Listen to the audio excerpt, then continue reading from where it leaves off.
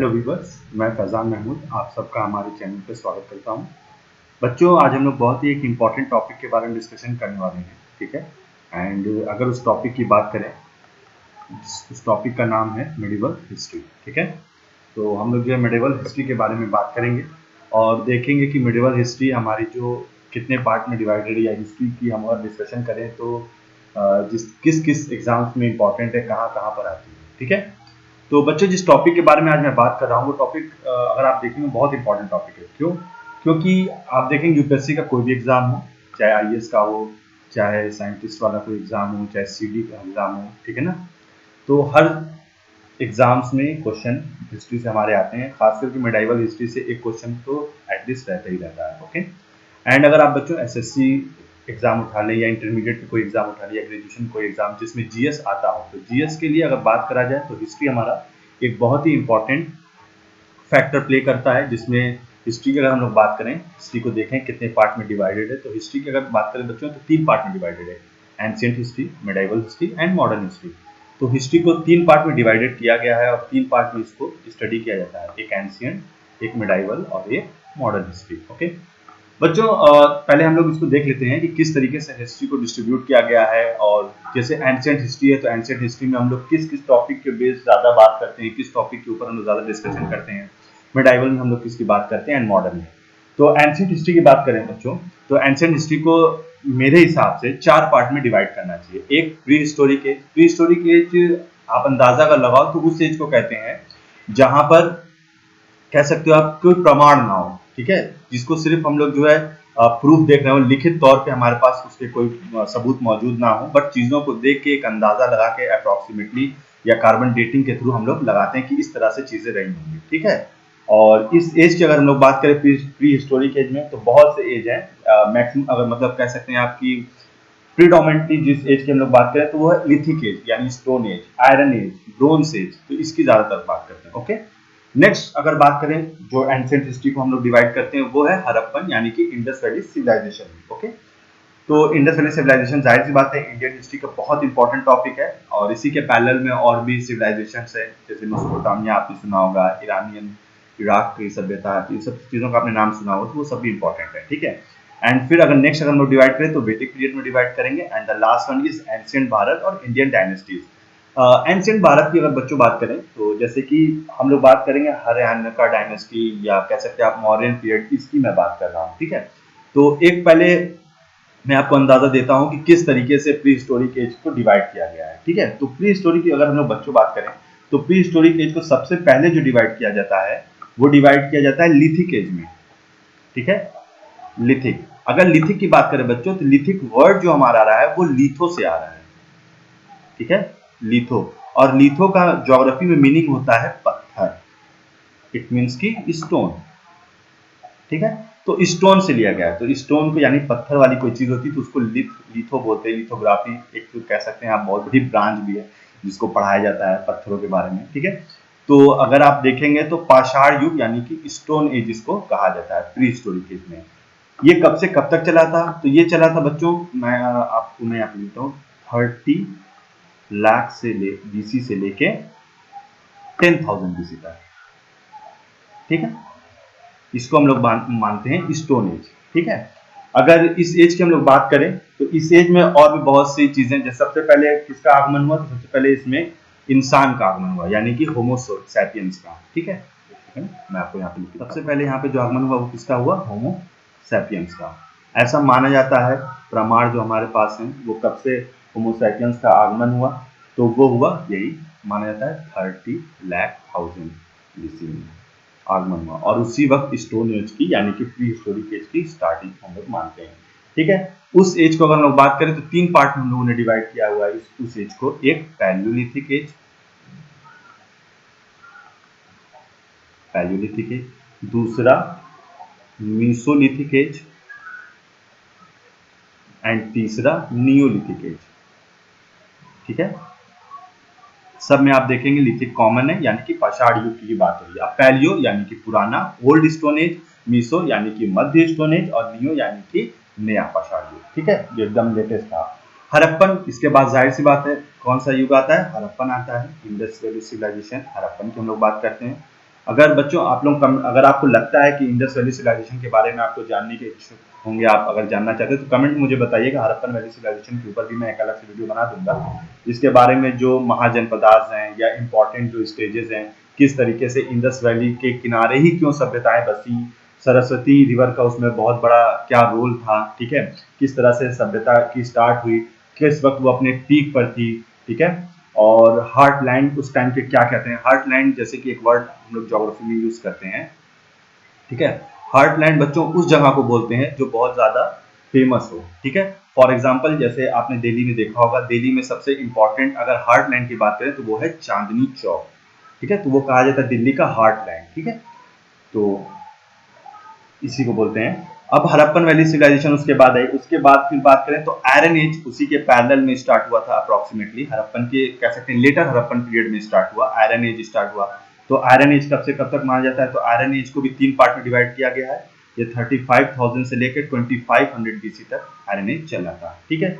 इसको 3 पार्ट में वैसे ही pre iron age, medieval iron age and new iron age, ठीक है। उसके बाद वैदिक कल्चर स्टार्ट। बच्चों हम लोग वैदिक कल्चर की बात कर रहे थे, ठीक है, मैं यहाँ पे साफ साफ लिख देता हूँ वैदिक कल्चर कहाँ से स्टार्ट हुआ था। तो सबसे पहला जो इसमें पार्ट आता है वो आता है महाजनपदास, ठीक है। दूसरा पार्ट महाजनपदास के बाद जो आएगा वो आएगा हरियाणा डायनेस्टी, यानी वैदिक कल्चर को हम लोग अभी डिस्ट्रीब्यूट कर रहे हैं, ठीक है। किस किस पार्ट में वैदिक कल्चर हमारे किस तरह से आप कह सकते हैं सभ्यताएं आगे बढ़ी। हरियाणा के बाद जो आया वो आया मौर्यन पीरियड, ठीक है। मॉडर्न पीरियड के बाद जाहिर सी बात है कह सकते हैं आप थोड़ा सा ट्रांजिशन फेज चल रहा था, तो उसको हम लोग बोलते हैं पोस्ट मॉडर्न पीरियड। उसका कोई खास नाम नहीं दे सकते क्योंकि अलग अलग छोटी छोटी सभ्यताएं थी, तो उनका कोई खास नाम नहीं, तो हम लोग उसको बोलते हैं post modern period.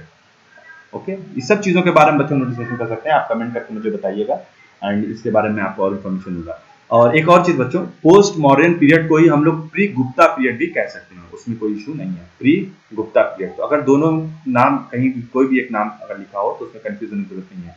Post modern period और प्री गुप्ता पीरियड दोनों लगभग सेम है। अब जाहिर सी बात है प्री गुप्ता पीरियड था तो इसके बाद कौन सा आना चाहिए, वो आएगा गुप्ता पीरियड, ठीक है, गुप्ता डायनेस्टी। उसके बाद जो है जाहिर सी बात है वर्धना डायनेस्टी आएगी हमारी, बहुत इंपॉर्टेंट डायनेस्टी सी। एंड अगर आप देखेंगे आईएएस के 2012 में एक क्वेश्चन जो आया था मेंस का, उसमें ये क्वेश्चन इसके बारे में डिस्कशन किया भी गया था, वर्धना डायनेस्टी से क्वेश्चन आया था, ठीक है। तो इंपॉर्टेंट डायनेस्टीज हैं क्योंकि इसमें छोटी छोटी डायनेस्टीज डिस्ट्रीब्यूट थी। और इसी वर्धना डायनेस्टी को अगर आप देखेंगे तो पुष्या भूति डायनेस्टी भी बोलते हैं, पुष्या भूति डायनेस्टी,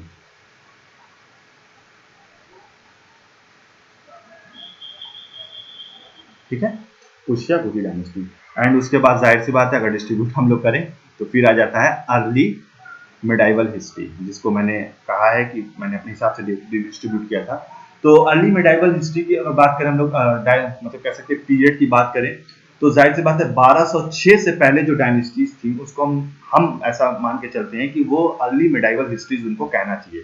तो कब से कब तक कहना चाहिए, तो वो कहना चाहिए 650 एडी से लेके 1106 तक जो होगा पीरियड वो हमारा कहलाना चाहिए अर्ली मिडाइवल हिस्ट्री का पार्ट, ठीक है। और 1106 से आप कह सकते हैं लगभग 100 साल का एक ब्लैक फेज भी आप कह सकते हैं, एक ट्रांजिशन फेज भी कह सकते हैं, क्योंकि अगर आप देखेंगे दिल्ली के आसपास या हरियाणा को देखेंगे या उज्जैन को देखेंगे आप, तो ये सारे पार्ट ग्वालियर हैं, ये सारे पार्ट छोटे छोटे राजाओं के द्वारा राज किया जा रहा था और अपने में ही बहुत ज्यादा कह सकते हैं आप डिस्ट्रीब्यूशन था, जिसकी वजह से आप कह सकते हैं कि एक तुर्क का जो है इन्वेजन हुआ और वो इंडिया में आए और अपनी सल्तनत को कह सकते हैं दिल्ली सल्तनत की स्टार्टिंग हो पाई, ठीक है।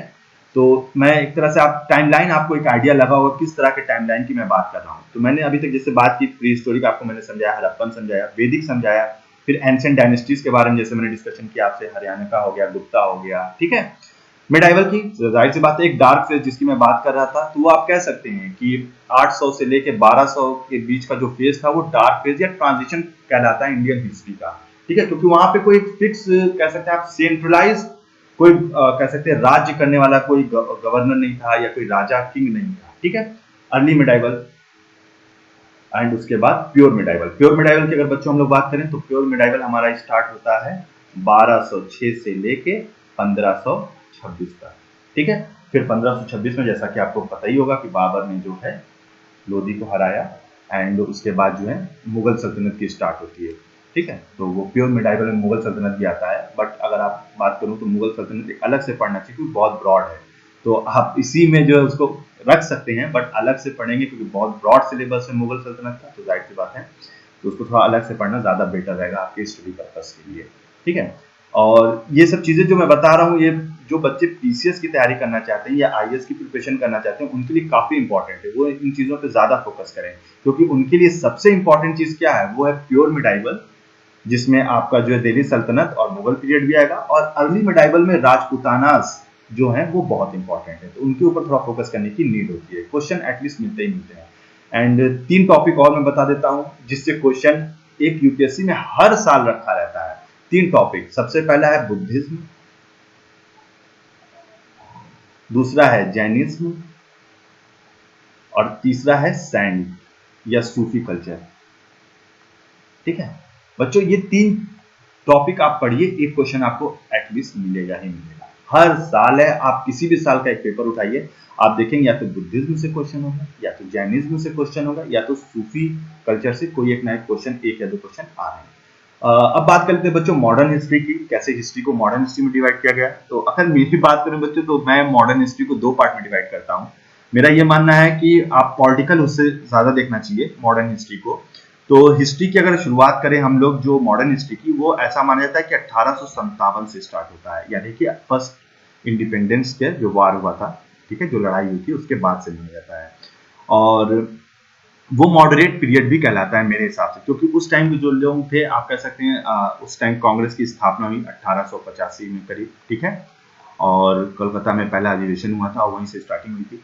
तो मॉडरेट पीरियड कहलाता है क्योंकि उस टाइम मॉडरेट लोगों का ज्यादा था। फिर जाहिर सी बात है, आपने पढ़ा भी होगा कि 1896 और 1906 के बीच में जो सूरत में विघटन हुआ था, कांग्रेस का 2 पार्ट में डिवाइड हुई थी, गरम दल और नरम दल, आपने सब नाम सुने होंगे। तो मॉडरेट पीरियड का वहां से आप कह सकते हैं थोड़ा सा ट्रांजिशन आया, जिसमें एक कह सकते हैं आप थोड़ा सा गरम मिजाज के लोग, मॉडरेट नहीं, मॉडरेट का मतलब आप समझ सकते हैं कि नरमी वाला मतलब मिजाज, ठीक है, एंड गरम मिजाज, गरम दल जिसको बोलते हैं, उसमें थोड़ा सा कह सकते हैं कि गरम मिजाज यानी कि एक्टिव, बहुत ज्यादा एक्टिव, जिनको ये बिलीव था कि बिना क्रांति के आजादी नहीं मिल सकती, इस तरह के लोग काफी ज्यादा एक्टिव हैं। ठीक है, बट न्यू इंडियन हिस्ट्री की हम लोग बात करें तो न्यू इंडियन हिस्ट्री स्टार्ट जो मेरे हिसाब से ऐसा माना जाना चाहिए कि आजादी के बाद से, यानी कि 1947 से। ठीक है, इसको हम लोग बोलते हैं न्यू इंडियन। जैसे कि मैं बात कर रहा था, आप जाहिर सी बात है मॉडर्न हिस्ट्री को बच्चों 2 पार्ट में डिवाइड करना ज्यादा बेटर रहेगा, क्योंकि आप 1857 से लेकर जब 1947 के फेज को जब आप रीड करेंगे, पढ़ेंगे, तो आप ये पाएंगे कि इंडियन का जो पॉलिटिकल कंडीशन थी वो बहुत ज्यादा उथल पुथल मचा हुआ था, बहुत ज्यादा पीक पे जा रही थी, कभी बहुत ज्यादा लो अपने पॉइंट पे आ रही थी। जैसे कि अगर आप देखेंगे, आप जब पढ़ेंगे मॉडर्न हिस्ट्री को, तो आपको लगेगा कि इंडिया को सही माने में आजादी तो 1919 में ही मिल जानी चाहिए थी, 1921 में मिल जानी चाहिए थी, बट आप देखेंगे वहीं पे कि चौरी चौरा कांड होता है और गांधी जी एकदम से जो है आंदोलन को रोकने की बात कर देते हैं, जिससे बहुत से ऐसे लोग हैं जिनके मन में विरोध भी उत्पन्न हुआ कि ये क्या कर रहे हैं। बट आप देखेंगे तो पॉलिटिकल बहुत ज्यादा उथल पुथल था और इकोनॉमिकल भी बहुत ज्यादा उथल पुथल था। जैसे इकोनॉमिकल उथल पुथल की मैं एक एग्जांपल अगर आपको दूं बच्चों, तो इंडिया में रेलवे की शुरुआत हुई, आप देखेंगे, ठीक है, 1850 के अप्रोक्सीमेटली, या आप कह सकते हैं 1880 के बीच में, ठीक है। रेल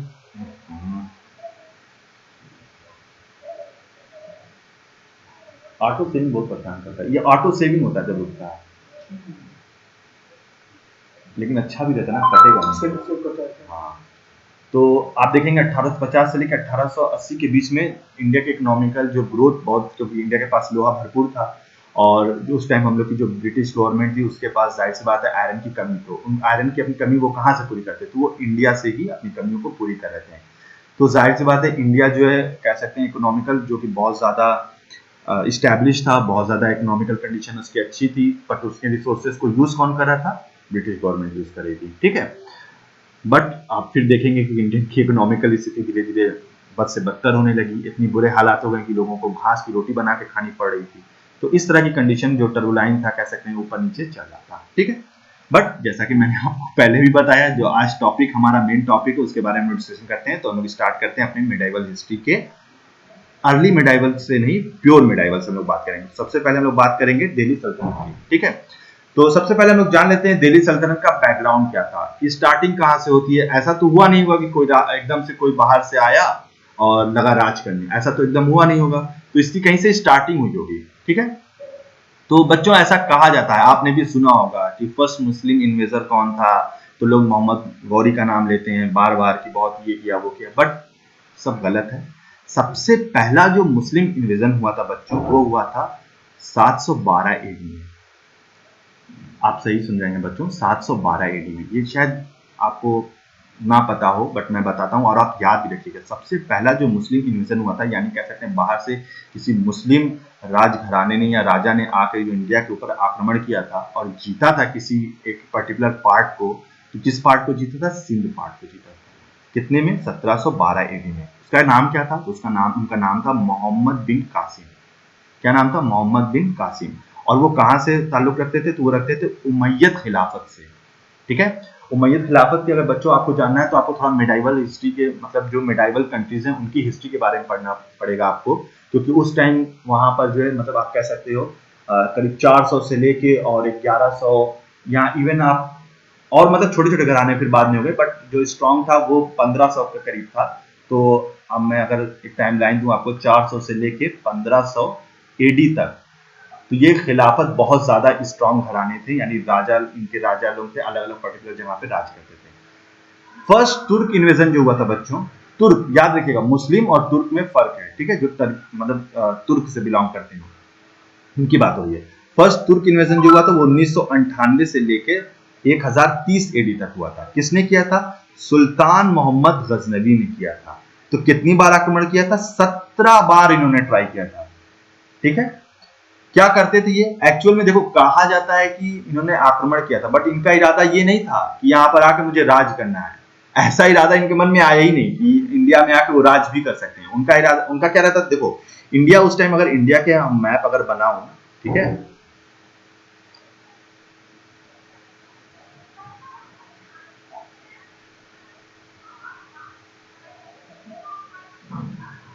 देखो बच्चों, ये मैप है इंडिया का इस टाइम का। उस टाइम अगर आप देखोगे तो कुछ इस तरीके से, ये आपका पाकिस्तान यहाँ पे आ जाएगा, ये आपका अफगानिस्तान इधर आ जाएगा, ठीक है, ये आपका सिंध का एरिया आएगा, इस तरह का कुछ था, ठीक है।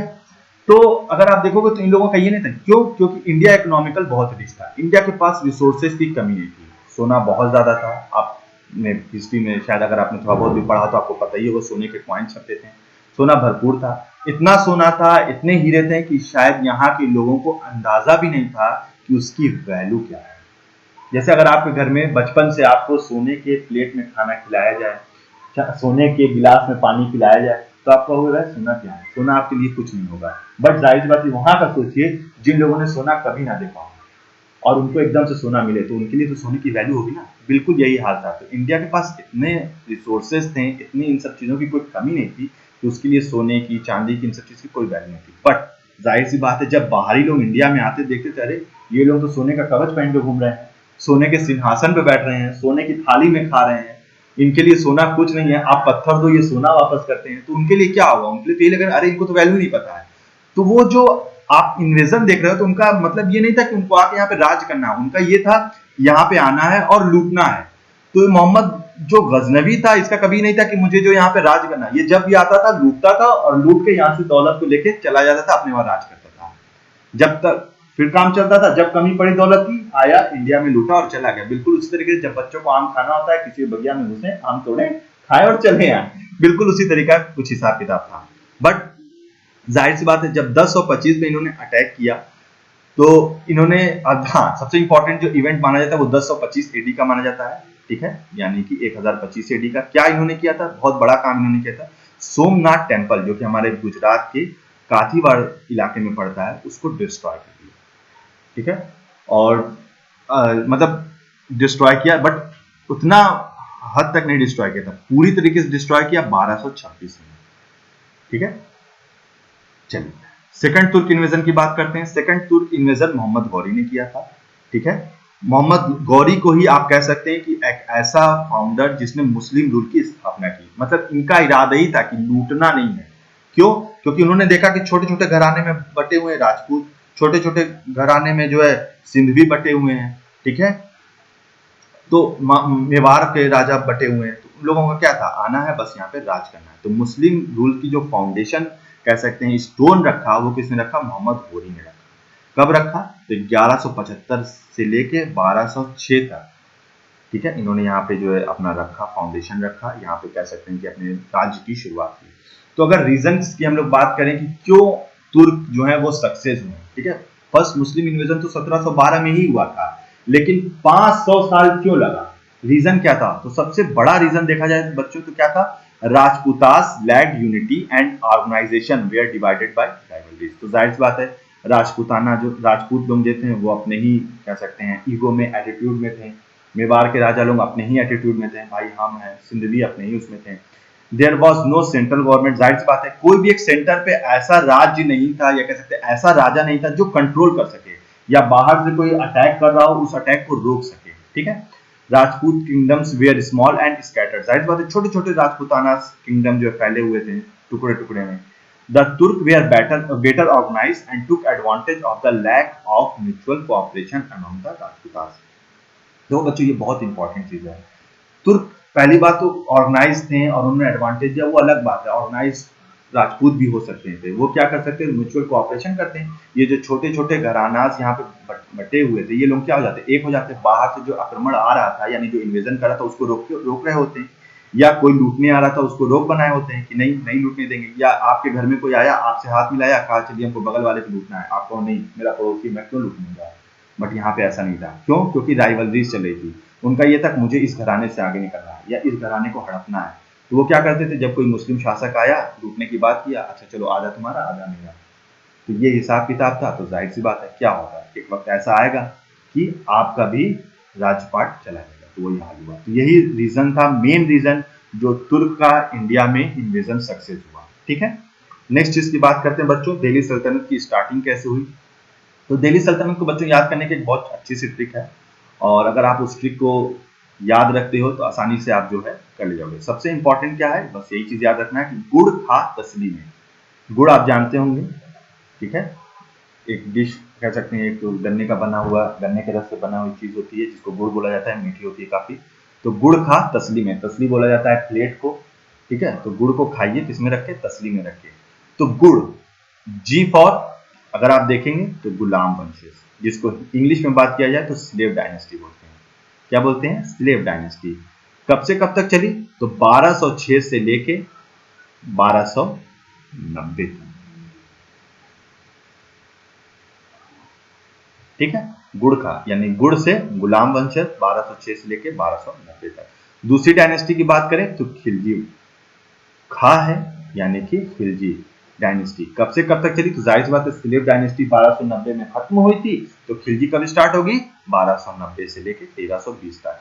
अगर ड्यूरेशन की अगर आप अंदाजा लगाओगे तो 1206 से लेके 1290, यानी कि स्लेव डायनेस्टी अप्रोक्सीमेटली 84 साल तक थी, ठीक है। खिलजी डायनेस्टी वही अगर बात करें तो ज्यादा दिन नहीं रही, क्योंकि 1290 से लेकर 1320 यानी सिर्फ 30 साल के लिए ये इस डायनेस्टी ने कह सकते हैं दिल्ली के ऊपर राज्य किया। उसके बाद खा हो गया, गुड़, खा हो गया, त, तो तसली को हम लोग 3 पार्ट में डिवाइड करेंगे, त, स, ली, ठीक है। तो त फॉर तुगलक, तुगलक डायनेस्टी की बात करें बच्चों तो 1320 से लेके 1414 तक ये डायनेस्टी थी। फिर स यानी कि सैयद वंशज, ये कब से कब तक था, तो 1414 से लेके 1451 तक ये सैयद डायनेस्टी थी।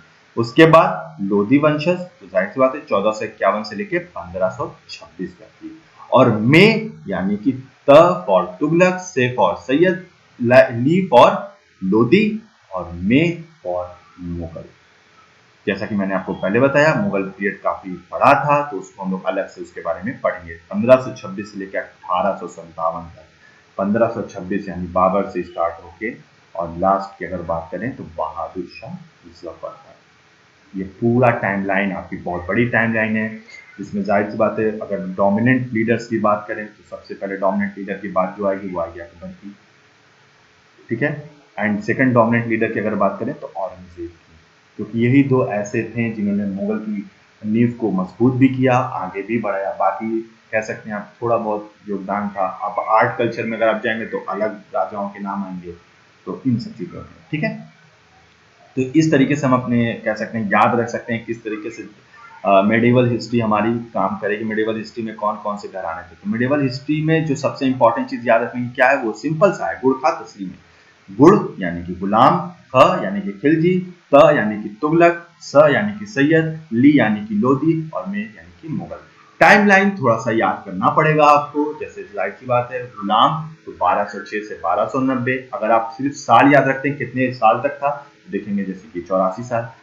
ख यानी कि खिलजी 30 साल के लिए था। तुगलक, ठीक है, अप्रोक्सीमेटली 100 साल, ठीक है, और पूरा हो नहीं पाया, बट 100 साल में 6 कम यानी कि 94 साल के अप्रोक्सीमेटली। फिर स यानी कि सैयद 14 से लेके 51 तक, तो 50 में से आप 14 को घटा लीजिए, ठीक है। अप्रोक्सीमेटली आपका कह सकते हैं कि 35 साल के अप्रोक्सीमेटली, ठीक है। और लोधी को अगर आप देखेंगे 14 से 51 से लेके 26 तक, तो 85 और 26 ये जो भी लगभग 76 साल के करीब था। तो इस तरीके से आप अंदाजा लगा सकते हैं, टाइमलाइन को याद कर सकते हैं। अब थोड़ा हम लोग मैप के थ्रू समझ लेते हैं किस तरीके से राजघराने में किस तरह से डायनेस्टी आगे बढ़ी थी। तो मामूलक यानी कि यहाँ बात हो रही है स्लेव डायनेस्टी की है, तो मामूलक उसी को कहा गया 1206 लेके 1290 तक। अगर आप इंडियन मैप पे देखेंगे तो बच्चों अंदाजा आप लगा सकते हैं कि देखेंगे आप थोड़ा सा उत्तर प्रदेश का हिस्सा है, थोड़ा सा बिहार का हिस्सा है, ये बंगाल का हिस्सा है, और ये आप देखेंगे तट, ठीक है। तो हमारा जो ईस्टर्न कोस्ट लाइन है इसको यहाँ पे टच कर रहा है, ठीक है। और जाहिर सी बात है अगर आप देखेंगे पाकिस्तान के कुछ पार्ट को लेते हुए गुजरात का कुछ पार्ट भी इसमें मौजूद है। फिर खिलजी, जाहिर सी बात है स्लेव के बाद आएगा खिलजी। तो इसमें अगर आप देखेंगे तो इन्होंने पाकिस्तान के सिंध इलाका, ठीक है, कांधवार, ये सब इलाका भी बढ़ गया, और थोड़ा सा मेडाइवल में भी एक्सपेंशन हुआ, ठीक है। मेडाइवल में भी थोड़ा सा क्या हुआ, एक्सपेंशन हुआ, बट 30 साल ही रहा। अच्छा, इसमें सबसे इंपॉर्टेंट क्या था, इन्होंने जाहिर सी बात है चंगेज खां का आपने नाम सुना होगा, तो ये जो फौज थी उसको आने से रोका था, इंडिया में इंटर नहीं करने दिया था, जिसमें सबसे बड़ा रोल अगर आप बात करें इल्तुतमिश का था, ठीक है।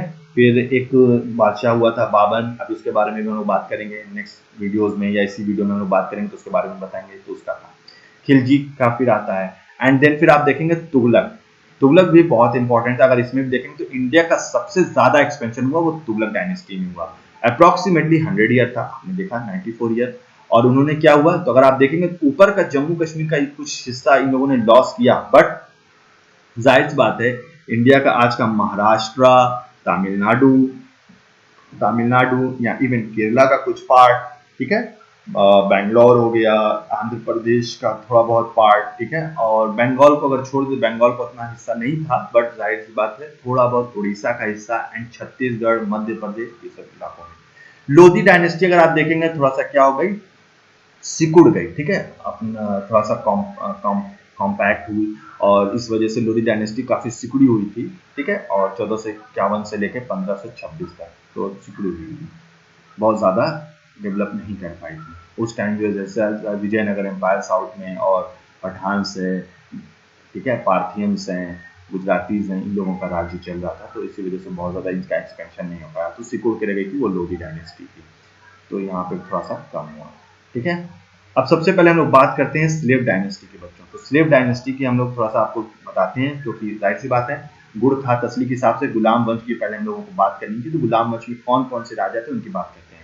अगर बच्चों हम लोग गुलाम वंश के टाइमलाइन को देखें, याद रखने की हमको क्या ट्रिक लगानी पड़ेगी, सिंपल सी बात है ट्रिक। अगर आप देखेंगे, खुश रहो राम, बर्तन मांग न घी का, ये आपको याद रखना है, सिंपल सा है, खुश रहो राम, बर्तन मांग न घी का।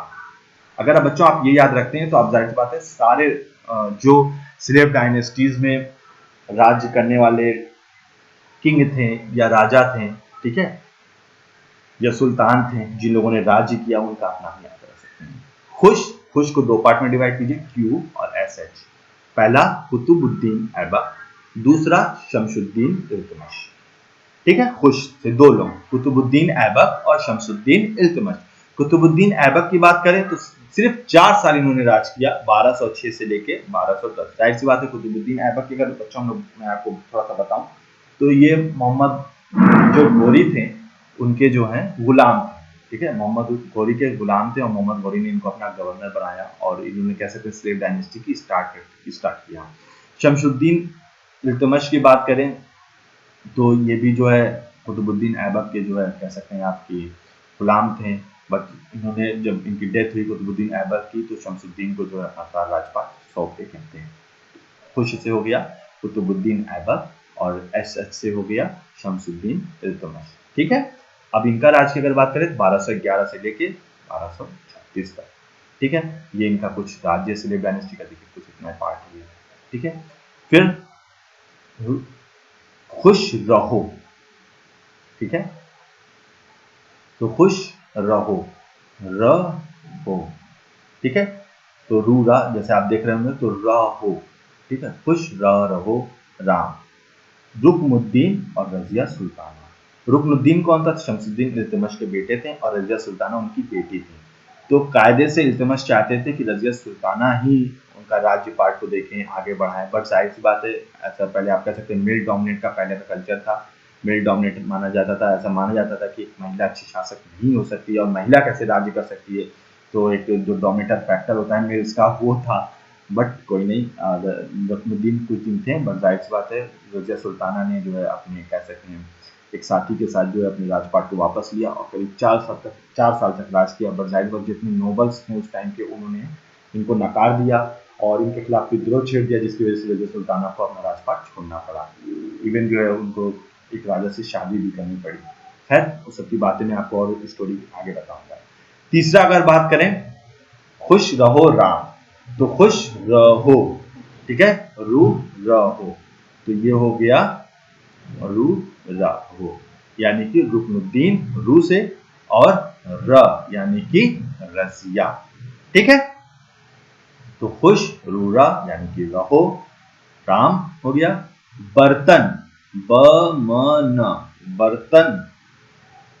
ठीक है, बर्तन हो गया। मांगना, बर्तन मांगना, तो ये 3 चीज इसमें आएगा।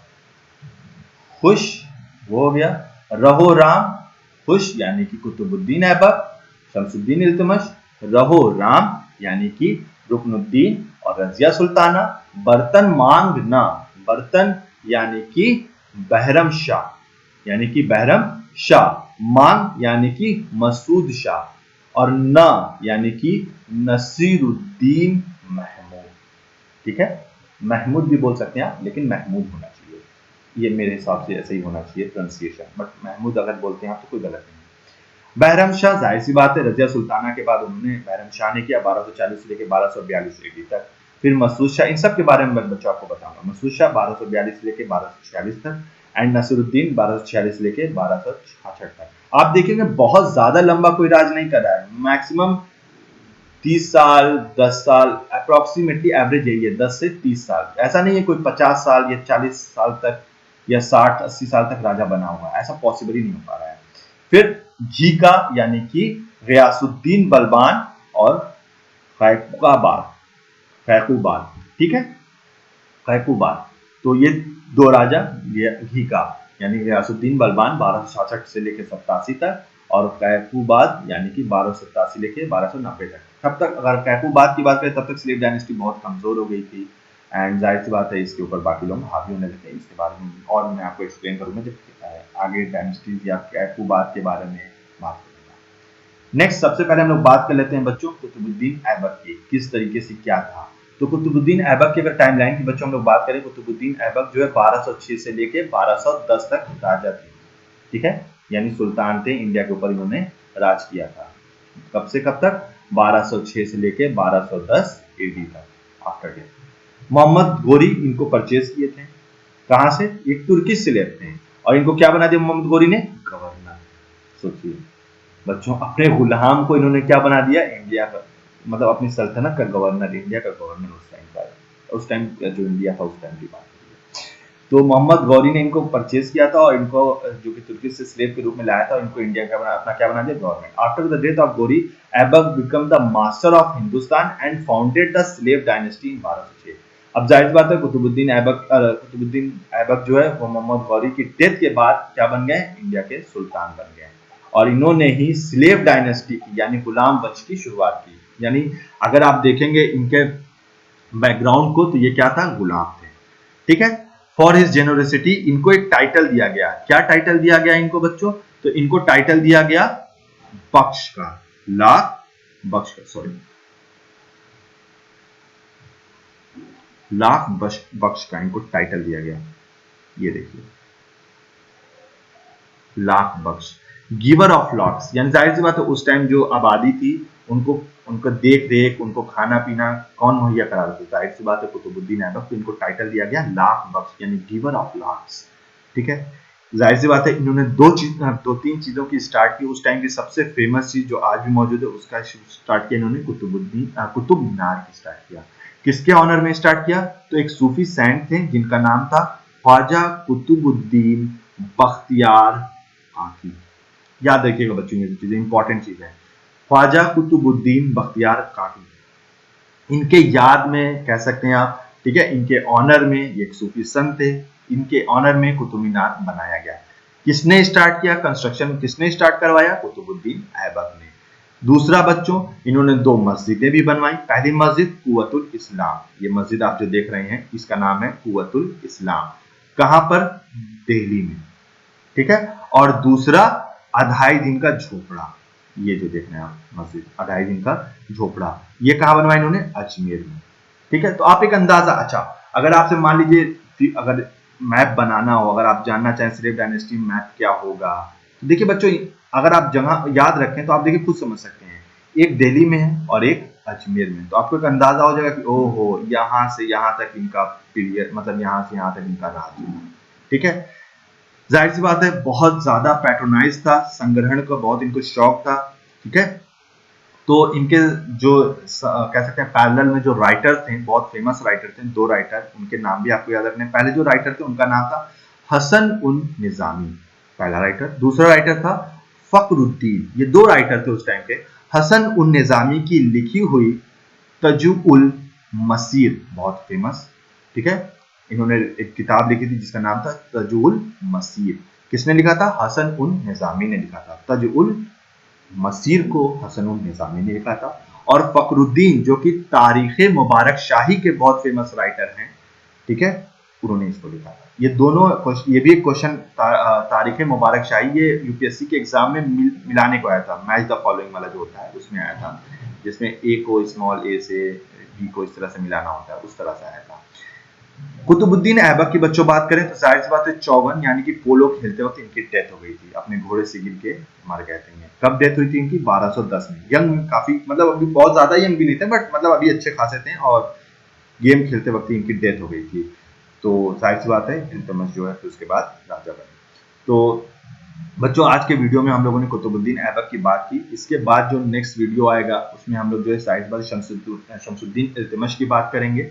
ठीक है। और रुकनुद्दीन की बात करेंगे और रजिया सुल्ताना। ऐसे मैं धीरे धीरे लेके चलूंगा, बहुत तेजी से हम लोग को जाने की जरूरत नहीं है। अभी तो जैसे मैंने एक की बात की कुतुबुद्दीन ऐबक की, इसके बाद मैं जाहिर सी बात है शमसुद्दीन इल्तुतमिश की बात करूंगा, रुकनुद्दीन की बात करूंगा और रजिया सुल्ताना की बात करूंगा, क्योंकि ये तीनों एक टाइमलाइंस कड़ी से जुड़े हुए हैं, तो इसलिए। उसके बाद मैं इन 3 लोगों की बात करूंगा, बहरम शाह, मासूद शाह एंड नसरुद्दीन महमूद। एंड फिर लास्ट वन जो मैं बात करूंगा वो गयासुद्दीन और कैकुबाद की बात करूंगा।